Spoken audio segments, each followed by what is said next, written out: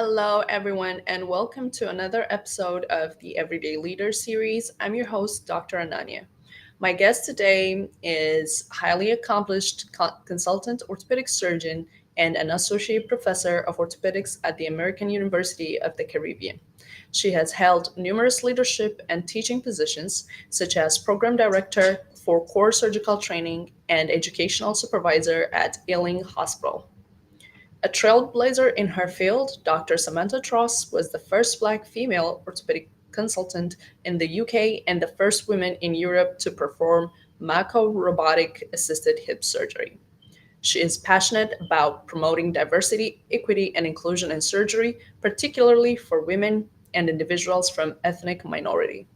She is the founder, member, and trustee of the British Association of Black Surgeons (BABS) and the board secretary for International Diversity Orthopedic Alliance (IOTA). She was also named one of the 2025 Empowered Top 100 Executives and recently became council member at the Royal College of Surgeons of England. I'm so excited to have Dr. Samantha here. Dr. Samantha Tross, welcome to the Everyday Leader. Thank you very much for having me. Delighted to be here. It's fantastic. I was so excited for this. I'm always excited for all of my interviews, but I'm particularly excited about this because, of your amazing background and the paths you've took to, be where you are, and you're still influencing a lot of young people through the work you do. So, grateful to have you here. So, we're gonna go straight to it, right? We're on the Everyday Leader series, and what does everyday leader mean to you, and how can somebody embody that at any level of their role? I think that it's a misnomer for people to think that a leader needs to be someone in a position of authority or someone very senior. Everybody in their day-to-day life can exhibit leadership qualities and influence people around them. And that's what I see as an everyday leader, someone who has qualities that they embody, that they're actually actively trying to promote the best for those around them, and trying to. So for me, I mean, the qualities of a leader are someone who has a particular vision. Brendan Burchard, who's a coach, I always like his E's. He started off with the 6 E's and he's added one, the seventh one. But so they've got to have a vision, something that they want to change or so on that's happening around them. And then they're going to try and get others involved. And the way to do that is by your passion for that. I don't think that you have to necessarily go out and actively get people involved. If you, by your passion, the way that you demonstrate your desire to make that change, people just naturally want to come on board. So you're going to list people, and then you're going to, I think, being the authentic person, you've got to embody. It's not just saying, "Oh, I think X needs to change," and so on, and then your behaviors are contrary to that. So you've got to really embody that. And you got to know how to nurture and support and empower and encourage those around you. Obviously, you've got to be able to have the skills to know when things are going well or not going well, and if one needs to change direction, that's very important. And ultimately, you've got to have some empathy so that people can connect with you, and that you can understand and foster that engagement. So, and I think everybody has those skills. So you don't have to be senior, and I think we really need to emphasize that so we can encourage a lot more people to step up and do the necessary things. Yeah, that was beautiful, especially the fact that you mentioned empathy, which is not usually a term that is associated with leadership, especially traditional kind of leadership, that has been around for centuries. And it's quite important to integrate empathy into all of those things. It's really the glue that makes everything stick together, and that builds the connection, like you said. So I love that you mentioned empathy. I had a couple of uh, orthopedic surgeons from the UK, and we're talking about leadership. And one of the surgeons is a senior.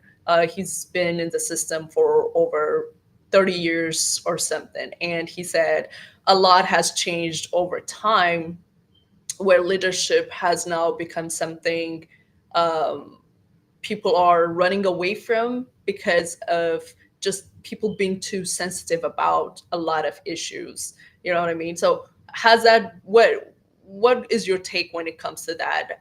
From when you were, in med school and then throughout your career, how have you seen leadership shift?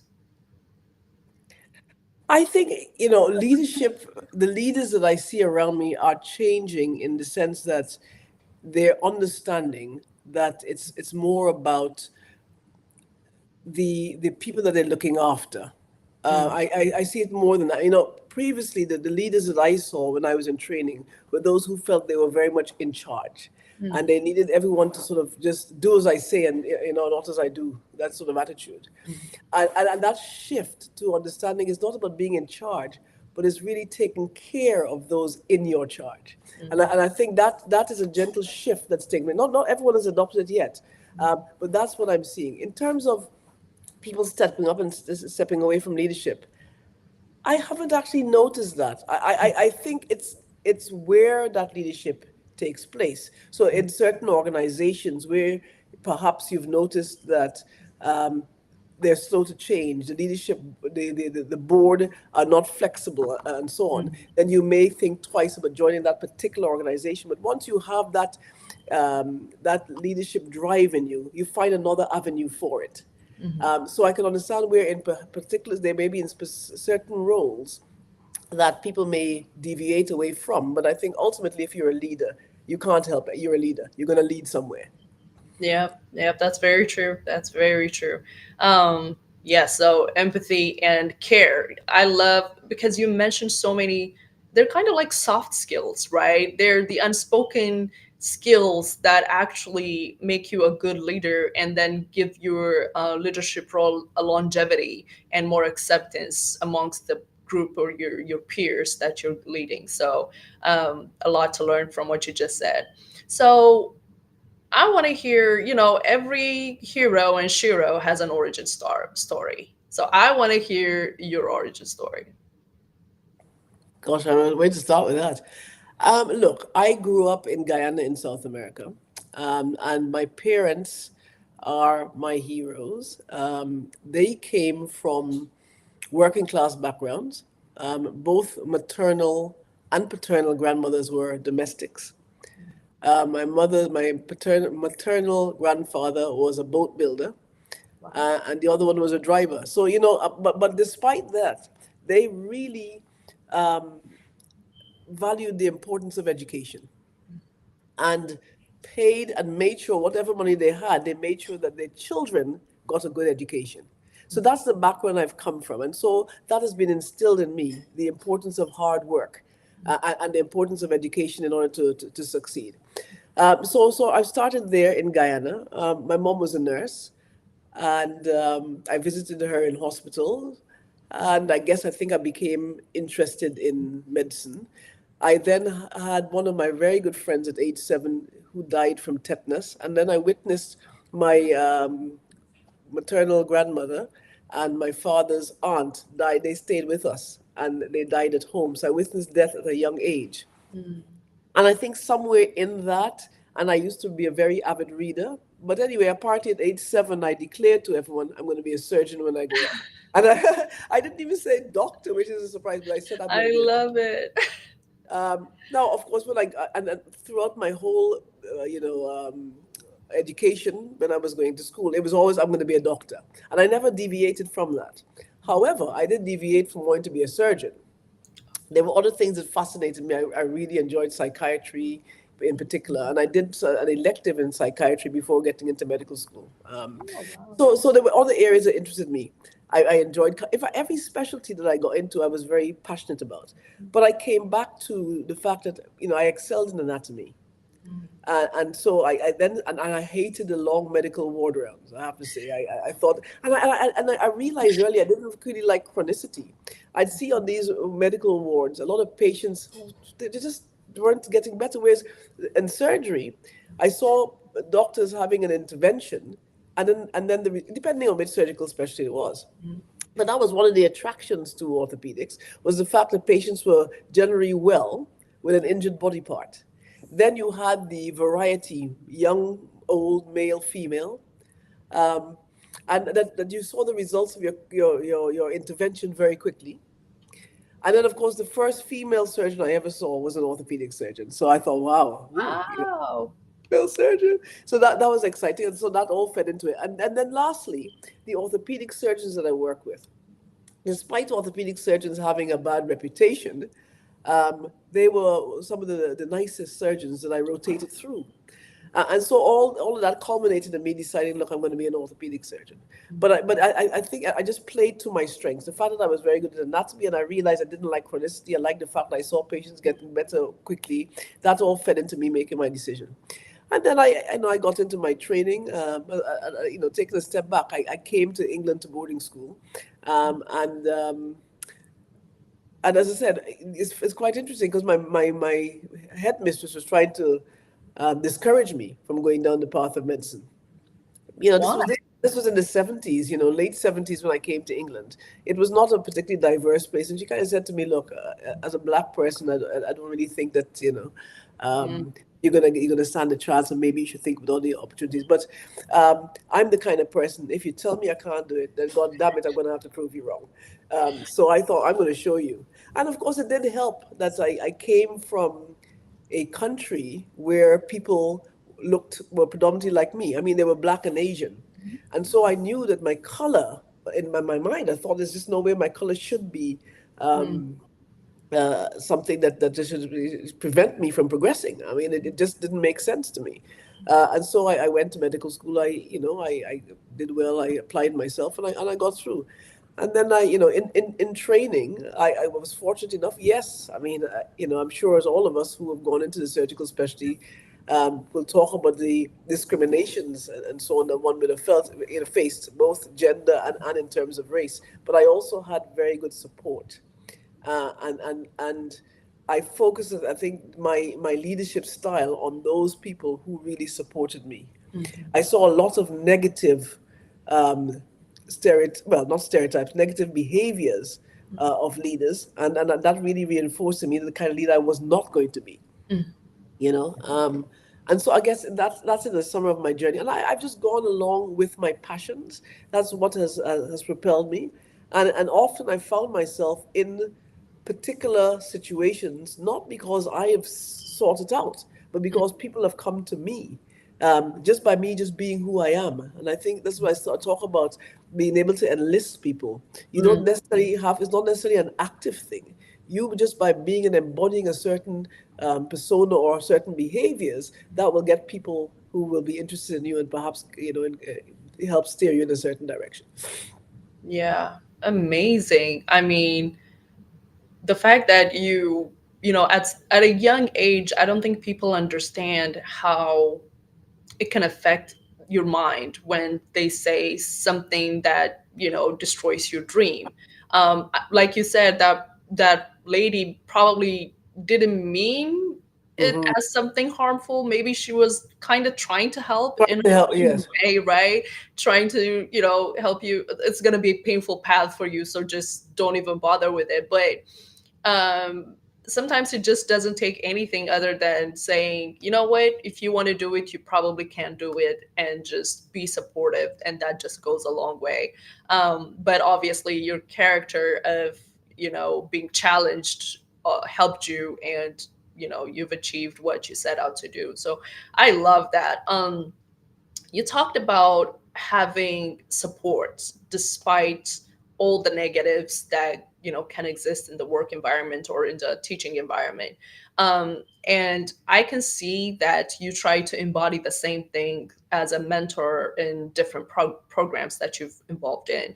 And who was your mentor other than the female surgeon, that the orthopedic surgeon that you saw, which is kind of like a godsend, because a lot of places you don't even have that reference, you don't even have that person to look up to. So it's a good thing that you found that person. But how did you find mentors back then, It's interesting because that particular female surgeon that I mentioned, I didn't actually have to interact with her. I didn't. But just seeing her was powerful. So it's funny how sometimes just the visibility and knowing that it's possible. But her, she was not a mentor. Um, how did I find my mentors? Again, it wasn't something I had to actively go and do, and I'm lucky. And I'm actually, I was on a panel the other day with some people discussing mentorship and so on, and to hear women who were not mentored at all throughout the career, it's astonishing to me. But I was fortunate; I didn't have to go and ask anyone to be a mentor. Mhm. My first mentor was as a junior doctor, and I remember I was actually doing neurosurgery, and I was the scribe for the trauma call, and I was very meticulous in my note taking. And the consultant leading the trauma call, he said to me at the end, "Come here, let me check your notes." And I think he was expecting it not to be good, maybe a little stereotype. And my notes was so, he was like, "Oh, oh." And then he said, "So who are you? And tell me all about you." And he said, "Come to my office next week." And then I was summoned to the office. I went to the office. He wanted to find out all about me, what my career plans were. Mhm. And it just so happened that later on in the rotation, I rotated through his job as well. But that consultant stayed in my life all the way till I became a consultant. Wow. Just there supporting, and it's quite interesting. I'd say this story is quite funny. So when I got to my current consultant job, one of my colleagues came and said to me, he said, he really wanted to know who I was, because my consultant who supported me was quite high up in general surgery. And Hmm. at the particular private hospital where he worked with my new colleague, he had never interacted with him once. So apparently, this guy had tried to speak to him in the coffee room and so on. This guy, he thought himself very senior. He didn't interact with him. But Hmm. when I applied for the job, he phoned him up and he said, "Listen, my one of my mentees is coming for your job. You better make sure she gets the job." So this guy was thinking, "Jesus, who is this woman?" So that was quite funny when he came and he told me that story. But no, so that was one of them. And then when I went into orthopedics, similarly. Um, a consultant that I work with, he took an interest in me. I don't know him for what, but I was very good at sports, and he likes sports. And I think anyone who did sports would get into his good Yeah. book. So just by developing your skills and your passions, you never know what it is about you that somebody's going to like. So I believe it was merely the sporting thing that Mm-hmm. got his interest. And he was very instrumental in my orthopedic career, and make sure that he was more than a mentor but a sponsor, and putting me in places where I'd meet people. But throughout my career, I've met a wealth of consultants who've helped me in different ways. And it may have been mentoring for a short period of time, creating a safe space for me to thrive, and that sort of thing. And it's been a buffer against some of the negativity that I faced. But I actually didn't have to go out and actively seek one. But I say to those who have to, no, that's not a bad thing if you have to. If Hmm. you feel you need help, don't be afraid to help, to ask for help. And if you get a no, don't stop there. Keep asking. Yeah. That's what I'd Wow. say. That's an amazing story. I love that. Have you personally found anybody that you have done that for? They have impressed you so much with the work they've done, even if they didn't come and ask you to be mentored, you've just taken them under your wing. Oh, definitely. Oh, I mean, I do that for many different reasons why I do that. But I, I particularly, I have to say, those it's either a young female or someone from a minority. I mean, we say Hmm. global majority now, but someone from a minoritized background here in the UK. I'm particularly um, invested in mentoring them, and those who have international medical graduates, because I can really understand and connect with what they're going through. And so I have just taken on that sort of mentorship role, and making sure that they know that there's someone they can come to if they have any difficulty. And only today, I had a previous trainee who, I have to say, he's worked with me many years ago, but always keeps reaching out to me to let me know how he's progressing till now. So only this morning I got a message saying and thanking me for the role I played back then. And so Wow. that's what makes it all worthwhile. Yeah. Yeah, that must make you feel great. That is so nice. Um, yeah, I just know you're big on mentorship, and you're advocate to supporting, like you said, women and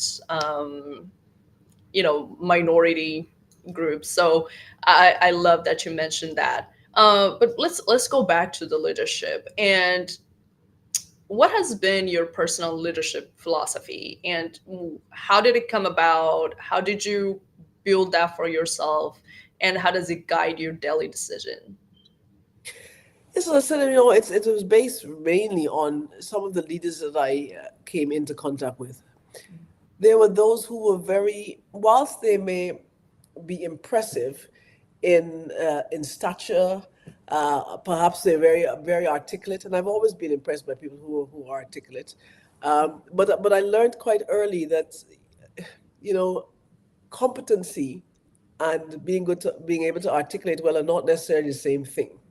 And so there were a lot of them who didn't understand and couldn't really connect with those who were more junior. And this sort of attitude of, I'm going to tell you what to do. Just do it. I've never liked I really realized I rebelled against that style of leadership. And funnily enough, I was sorting out some old papers the other day, and I read my school report, and they said that I don't respond well to authority. So there's clearly a threat there. So I mean, the thing is, I'm always there and willing to help, but it's gonna the way in which you approach me. And if you speak to me in a way that I feel is disrespectful or not encouraging, you're not gonna get a good response. And that's how I've been, obviously, since I was in school. So. But I think that thing about the school, though, well, perhaps what they didn't get is they perhaps expected me to behave in a subservient way. I mean, this is a report from here in England, and I've come from a place where I'm thinking, I'm sorry, actually, I am someone of consequence and of value, and I'm not going to let you treat me in a certain way. So I think that there's part of that involved there, because I don't remember that sort of thing being said in my school back in Guyana. So I think there's much in there. But nevertheless, there is some truth there. um, and so, no, that sort of style of leadership where people are very arrogant and sort of want to have people be subservient to them and be patronizing in their attitude, that does not work for me. And I then looked very closely at those leaders around me who empowered me, who made me, feel that everything was possible. And I thought, well, that's the kind of leadership that I want to be. So my leadership philosophy is very much, as I said to you, it's about, I think a leader is really a position of servitude, and you're there to look after those in your charge. And it must be done in a way that's, it's supportive and encouraging, and that the people who, for myself as a leader, that I can't ask people to be something that I'm not. So I've got to lead by example. So that really is my philosophy for leadership. Um, yeah, I think that's what I'd say. Yeah, it's very important to be engaged with the people you're leading, right? Because that top down kind of leadership that you mentioned, if you notice, the leaders are not really involved on what's being down, what's being done down the hierarchy, sort of. Exactly. They're just on top, they're disengaged, they're just here to scream out commands, and then that's it. Exactly. Yeah, Exactly. but the kind of leader you're mentioning is very engaged and very involved, and empowering. That's a very strong word, because I don't think a lot of people understand what empowering means. It is being confident that if you let somebody execute what they're thinking, or exercise what their creative side, sometimes it might not work, but you can always recover, right? But a Exactly. lot of people may not be comfortable taking that risk and letting other people take that risk on their, while they're the assigned leader, and they don't want to deal with the consequences and things like that. But it requires a lot of resilience from the leader to be able to let people, flourish, be creative, and explore their skills as well. I love That's so. that. I mean, Go I ahead. remember as a trainee, I mean, quite often. I mean, things have changed, thankfully. But back in the day, the consultants really wanted to disappear from the hospital and go and do their private practice or whatever they wanted to do. So Mhm. they would try and assign someone that they felt was competent to do a particular task so they can leave. So Mm. it would often be, oh, okay, this is what's on the trauma list today, right? How many hips have you done? How many necks of, DHSs have you done? How many hemiarthroplasties, etc. And to be honest, as a junior surgeon, hadn't done much. So I would say, oh, no, I haven't done any or whatever. And the guys in the room would go, oh, I've done 10, I've done 20. And of course, they've done just the same as you, which is zero, And then they would be assigned. And I find by being honest, I was always being relegated to clinic. Mm. And this went on. And so you're still not getting the experience. And then you start to become less confident because actually, those who have been given opportunity, they may have done a bunch of job or whatever it is, they're allowed to do. But they nevertheless have done it and may have had an opportunity to learn from that mistake. So Mhm. then your confidence starts to drop then because actually the next time you're asked, then it is right because they've actually done more than you and you start to Yeah. feel more insecure. So that was what was happening. My confidence was being eroded. I got to a particular hospital. Same thing, the boss asked, right? This is the cases today. What are you going to do? How many have you done? And I said, I haven't done any. Expecting to be sent to clinic, because this was a, Mhm. it was a fracture of the distal femur requiring a DCS Oh, and a dynamic condylar plate for those who may not know. And then, so I said, oh, I haven't done any. And he goes, well, that's going to change today. wow. Okay. So let's go through the operation. This is what one needs to do. These are the potential pitfalls. If this happens, this is what you're going to do. Now off you go. Do you know Yeah. how empowering that was? Mhm. Just to know that someone actually believed and had confidence in me. My confidence in that job went up tremendously instantly. Yeah. And that's the sort of thing that we need, that sort of leadership. But as you say, it does take courage from the trainer, but he knew he was around. He'd gone, taken time to go through the steps with me. These are Mhm. the things that could potentially happen. And this is what you're going to do if it does happen. No, off you go. I've got you. You Yeah. know? That's great. I mean, the good thing is that one good experience kind of undo everything that had happened before. All the stuff that ruined your confidence, you completely wiped it out with this one great interaction. So that's the beautiful thing about it. But also, when you're talking about that, I was just thinking, not everybody is meant to be a leader. You know what I mean? Like Yes, that's true. Not everybody's meant to be a trainer. a trainer. Yep, Not yeah, exactly. not everybody, and I agree. Some people just not go, and it's for us to recognize who they are and to weed them out. Yeah. Um, but everybody can lead, but not everybody should train. That is very true. It requires a different level of thinking and even values to be a trainer, because um, you want your ego to take the back seat and let the other person make their own mistake, and hold back your tongue and everything. It's a skill. It's not recognized, but it is a skill. It's an important skill. So yeah, that's great. um so you've achieved a lot of things. Like, we don't even have enough time to talk about all the great stuff you have done. um but is there anything you wish you had known when you were younger, or when you were going through training, and just going through med school and fellowship and things like that? Was there, looking back now, was there anything you wish you had known? A lot. I mean, one of the things is I wish I was less scared of failing. You know, and look, I'm going to be honest with you. Even to this day, there's that little voice sometimes that comes and goes, are you going to be good enough for this particular thing, or should you do it? But I've gotten better in trying to tame that beast. And then trying to talk myself up, but it's still there, and that takes constant work. It is not one day, and it certainly hasn't happened for me yet, where I suddenly feel that's it. But I think changing that relationship with fear, which I've gotten better at, but I wish I'd developed that earlier. Because the thing is, I mean, what is the worst that can really happen? And then also, if you do fail, then you just try and look on the positives and see what you've learned from that, or what could you do to make sure it doesn't happen the next time.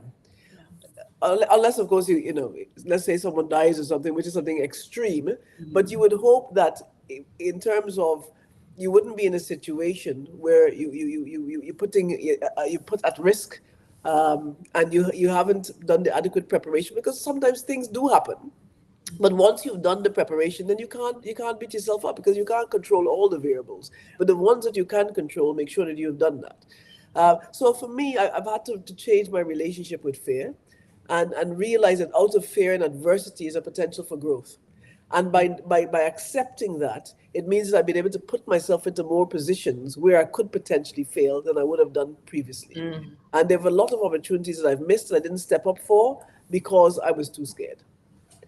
And so that's something I knew earlier. And I would say worry, if I could worry less. I spent a lot of time worrying. It took up a lot of energy about a lot of things. I'm not saying that I'm perfect now. I still don't worry, but I'm better. So it's work in progress. Yeah. It's amazing that you mentioned about fear and self-doubt. It is something I think everybody faces. It doesn't matter the profession, it doesn't matter how far you've gone in your career. There's always that self-doubt. That's just human nature, right? Because our brain wants to make sure it's safe. Right. That's true. So yeah, so it always creates that false fear, and then bothers us with it, and hinders us from moving forward and trying new things, and progressing. So it's very important that you mentioned that. um do you have any, now that you're older and wiser and more aware of a lot of things, are there any techniques that you personally use when that thought creeps into your mind to just put it away, especially when you're doing surgery? Uh, if you're someone listening and you have done surgery, you can understand. You might plan everything, but you cannot control all the factors, and intraoperatively something may go wrong, and you have to make a decision on the spot, and all eyes is on you as a leader of the team. So is there any techniques that you use during under such circumstances? Sure. I mean, the important thing is that who you are prior to that, coming into that situation is important. So that preparation, and the preparation means that you have gone through the steps to mitigate any potential pitfalls. You've got all your your tasks and jobs and everything that you're required to do under control. Because if you are already stressed going into then a stressful situation, you haven't got much of a buffer. Yeah, your resilience is less. So it's about making sure that you've got self-care, right? So you're not already in a stress situation. You've prepared for whatever eventuality is gonna come through, and you've gotten all your jobs and everything under control. You're not leaving things to the last minute. So you're already in a better position. Now you've got the situation on hand. Having the ability to stop and pause and just give yourself a moment to just think about what really is taking place. Because, panicking, when you start to panic, your brain is clouded, you can't think clearly. So learning to really pause and try to regulate your emotions. And then, I think about speaking positively to myself, because there's a power of language. And if you tell it, you've got this, come on, you've got this, and just saying those words, that sort of positivity to yourself, that empowers you, helps you start to think a little clearer. So those are some of the techniques, trying to focus on what's there at the present. If you start thinking, oh my God, if this gets wrong, or so and so is going to happen to me, and that clouds your thoughts, because you're bringing other things into the situation. Just deal with the situation at hand. This is the problem. How can I best solve this? That is, and maybe that solving it means calling for help. But unless you are thinking clearly, you may not be able to do that. You might start doing things which, you're going to be able to take a step back. What is happening here? Is this within my capability? Do I need further assistance at this moment in time? These are decisions you need to make, but you need some clarity. Yeah, that's a great point. I was just taking note to myself because you said it's easy to prepare for the surgery, the technical part of it, right? Like you do your measurements, you make sure your equipment is there, you make sure everybody on the team understands what you're about to do, understand the patient, the physiology and everything. But we never do self preparation. Mm. That's what you just said. You just have to Mm. prepare your own self, your mental resilience. You if you have to do deep breaths to calm yourself down, because life happens. It doesn't That's stop it. just just because there's a patient waiting for us on the OR table. Life still happens, and as professionals, you also go through personal things. So having a pre-operative self prep is very, very important, and I love that you discussed that. And I am gonna practice it myself. I can't say I can't say I've practiced it so far, but it's very important. um, so I love the way you discussed about leadership. I can tell the kind of leader you are. Even the way you described how you implement leadership and your leadership philosophy. Um, but what is the most important lesson you've learned about creating a lasting and positive impact as a leader? And are there any ventures that you're proud of that you're currently involved in or you've been involved with that has such a great impact? So, I mean, last lessons about leadership. I think for me, be authentic, and make sure that in everything that you do things for others that you'd want for yourself. You know, if you put yourself at the center and think, would I be happy with this? And how, if not, if for this particular person, how can I make it comfortable for them, which may be different to my needs, but just having that thought of community. I think with those two things, that's a great thing for leadership. um, being able to to speak up for others when necessary, and recognizing that if something that's happening is not what you're agreeing with, but that if you don't speak up, that you're complicit in some way, so that we can encourage that sort of allyship and so on and support. So that I think is key. In terms of what things have I been involved in, I'm immensely proud of my engagement with medical schools. And earlier than that, I'm very involved with speaking at a lot of state schools, just to encourage young, normally from underprivileged backgrounds, just to recognize that there are opportunities out there, and that not necessarily going to come into medicine, but that if they did want to consider medicine, then it's something that's not without their reach, and nobody should make them feel that they basically have all it takes to get wherever they want to be, as long as they have that belief and they apply themselves. So I do a lot of work with schools, and that I'm very proud about. And as I said, at medical schools, there's been a lot of engagement there. Setting up the British Association of Black Surgeons, um, we needed to find a safe home, because in England, the black students, either from medical school, they're faring worse than their counterparts, even despite them perhaps entering medical school with higher grades, that they're still then failing. They're failing their in training assessments. They're not doing as well in their examinations. And then when we go for jobs, we're less likely to get jobs compared to our white counterparts.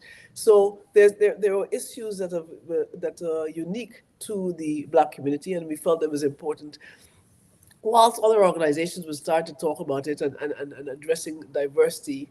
There were certain things that were taking more of a priority, gender, for instance, and so on. And so the ethnicity aspect was something we felt we needed to address. So I'm very proud that we've set that up and have that safe space. But I'm also proud of the work that I've done being involved in other organizations, because recognizing that we within the British Association of Black Surgeons can't do it all for ourselves. It's important that we have the support and allyship, and that we need to also be in spaces where there is power, and that decisions are being made that can impact us. And so my involvement, I was on the British Hip Society Cultural and Diversity Committee. I've come off that now. I'm in IODA, the International Orthopedic Diversity Alliance, and now, as I said, I'm on the College Council for the Royal College of Surgeons of England, to try and continue that work that I'm very passionate about. Yeah, you're involved.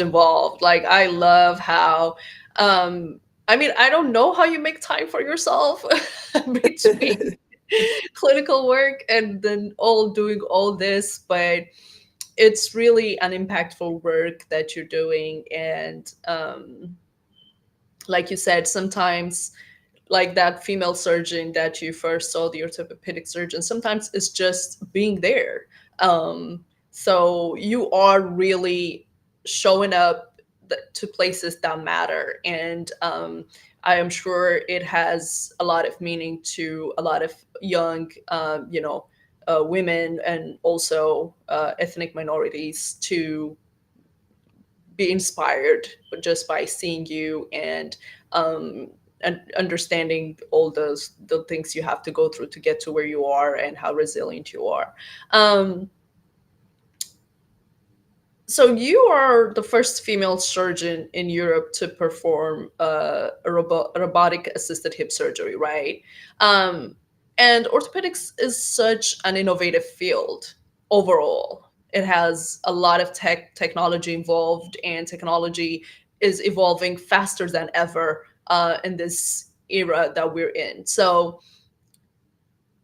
how do you integrate innovation into your career, and how can people keep up with this ever evolving technology uh, evolution that's happening? Mm. I don't think that one. I think you got to embrace it.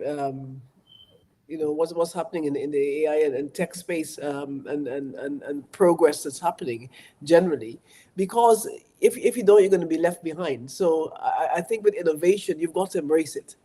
Um, and you find it a lot with these companies, where the innovative companies, that they're doing their own marketing, and patients now are doing their own research, and they're coming seeking certain treatments and so on. So yes, I think that there's no choice but to embrace it. I think it's a good thing. I mean, if we can find ways to um, get our what we got an offer out there to patients so they can educate themselves. If there's a way of offering the treatment better, is a way of evaluating the treatment. If we have ways of solutions that can have a better longevity and outcomes, then of course that we want to achieve that. Um, and for me, the way that I think that one keeps up with that is is first of all desire for knowledge, so that you're interested, and then once you do that, you will see things. It'll be on your radar. Once you're looking for something, you'll see it. But of course, when you go into your conferences and so on, you will find that people is being openly discussed. Um, Doing the actual background reading because of your interest, that will feed that. But also, something I'm very keen about is actually networking outside of the medical community, and just getting out into different spaces, and you will find different things being talked about. Sometimes medicine might be slightly behind the curve, and somebody may talk about something in another industry that you can become aware of. So just networking, just talking. That's how I think one can find out about these things. Yeah, curiosity. That's you it. have you have to be as curious as a child, right? Yeah, I love that. Yeah, because somehow, especially AI, people have this fear that AI is going to replace jobs, right? Yes. And there's this thing where they say, there's this hospital in China that uh, that has AI doctors and no human doctors. So when you say things like that, it makes people a bit fearful and also guarded about embracing AI and the new technology. So it'd be very interesting to see. But like you said, curiosity is very important because um, they say it's not AI that's going to replace jobs, it's going to be people who use AI that's going to take over other people's jobs. So we'll wait and see. But I love how you mentioned that curiosity is quite central to keeping up. And I want to just say, just for clarity, because I don't want anyone to come back to me and say, I was the first person to use the Mako robotic. Now, there may have been someone using all of it. I don't know. I don't have any information on that. But Yeah. just for clarity, in case somebody comes and says, oh, no, I know someone who used some other system. So just to be clear. Okay. Okay. It's a specific system. Okay. All right. Thank you for that clarification. Um, so, you know, people, like you discussed earlier, people are fearful. Sometimes, obviously fear of failure is one of the greatest hindrance to human progress. And what would you advise someone who wants to pursue a dream that might sound unachievable, like the woman who told you that you couldn't do it? um, what would you say to someone like that, a young person who's going through it right now, or at a crossroads in their career path and don't know what to pursue? What strategies can they use to know if that is something they want to do, and what advice would you give them? Hmm. I think it all begins with the self. So I would say to people, always focus on your self development, and that means finding out what things you're passionate about, finding out what your strengths are, are those strengths going to support that passion? What are your weaknesses, and how can you improve that in order to get to that position? So the first thing is knowledge of self. That's the thing. Find out um, about the thing that you're actually interested in about, and really see if that aligns with you. Because in order for you to, I don't, I'm not saying that you absolutely need it to be successful, but if you are passionate about something, it doesn't seem like work. So if you find something that aligns with you, it will be that much easier. So that's the thing. So getting the right knowledge of self, knowledge of the particular thing that you want to do, and do you have the skills to meet that? Because one has to be realistic in one's desires. The next thing is having a good support network, having people who will be there, who will champion you, and who will remind you of your strengths in the times when you might forget it temporarily. Okay, so having a good support group is key. um, and then just do it anyway. I mean, don't let anyone put limitations on you. You're the only one who should limit yourself, and I don't think you should limit yourself. But let it be you who decides not to do something rather than it coming from somewhere externally. Yeah. That's what I would say. Wow. That's great advice. Yeah, we are our own worst enemy, right? It's such a cliche. It's been over, like, it's been said too many times, but it is actually a fact. And as long as we believe in ourselves, the rest of, the noise, we can shut it out and just focus. And I love how you mentioned, just go for it. Just try it. You'll never know unless you immerse yourself in it, and then you might realize, okay, this is not for me. You might love to be you might think you want to be a surgeon, but once you get into training and you see it consumes a lot of time, like work life balance is quite difficult to achieve and things like that, and you say, you know what, maybe this is not for me, you can always walk away and back out. So yeah, going into it is it's the best way to test it out. So I think that's an important Yeah, lesson. and coming back to that, don't be afraid to fail. And Yeah. in pursuit, listen, I failed exams numerous times, I'll tell you. But I was so fixed on the goal that I wanted to achieve that I didn't let failure in that point put me off. And so Mm, sometimes you will fail on in your destination to that goal. mhm, But accept that is part of the course. And still come back if it is what you're really passionate about, keep trying. mm. Yeah, love that. um so we talked about a lot of things, talked about mentorship, leadership, innovation, just the whole nine yards. And there were so many valuable points that you mentioned. um and we're coming to the end, right? So the last guest left a question for you. Okay, right. So he asked if you could leave one message for your future self, say 10, 15 years from now or 20 years from now, what would it be? Ooh, what would I say to myself? My message 10, 15 years from now. I mean, I think what I mean, I would say to myself, I hope that you are out there enjoying a fruitful, balanced life, Mhm. because balance is something I've always struggled with, and and um, and and that you're happy. I think that's it. I just to be happy, contented, and knowing in the knowledge, which I hope that I've done the best that I Mm, could. mm. So I would just be saying that would be a message. I hope I got it together by then. Love that.